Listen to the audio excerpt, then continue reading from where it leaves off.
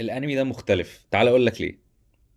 تبدأ القصة بحرب ما بين ملك الأبطال وملك الشياطين، الاتنين عندهم نفس القوة اللي هي عيون الموت اللي بتخليهم يشوفوا الأرواح الشريرة.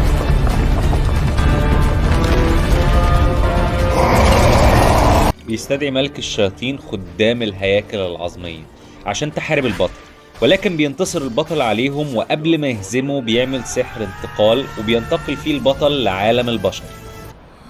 بيصحى البطل في جسم حد لسه ميت، وإن حد قتل صاحب الجسم.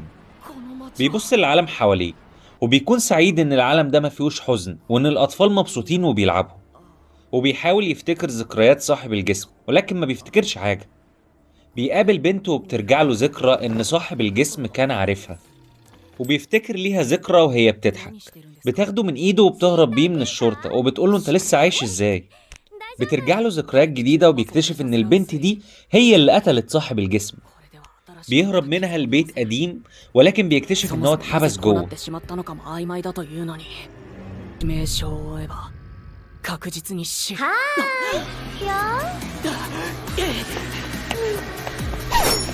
بيبص البطل للبنت قبل ما تموته، ولكن بيستدعي ايد هيكل عظمي كبيرة.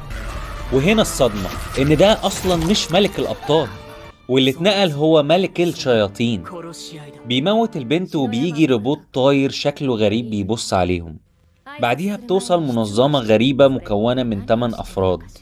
بيقول لهم ان هو بيستدعي البنت تاني من الموت عشان تبقى التابعة بتاعته.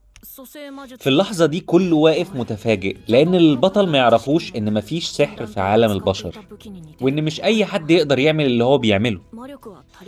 بيشرح البطل إن السحر اللي موجود في عالم البشر قليل جدا، وعشان يستخدمه لازم يبقى موجود في أماكن فيها أرواح شريرة. بيطلبوا منه إن هو يساعدهم في مقابل إن هما يديله معلومات عن الشخص اللي هو أخد جسمه.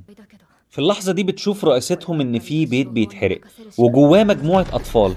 بيشوف البطل صورة الأطفال وبيقرر يروح هناك. بينتقل في لحظة لمكان البيت اللي بيتحرق، وبيستدعي الهياكل العظمية اللي بيقدر يتحكم فيها بكل سهولة باستخدام أعين الموت. وبيتحرك بسرعة عشان محدش يقدر يشوفه وبينقذ الأطفال من الحريق.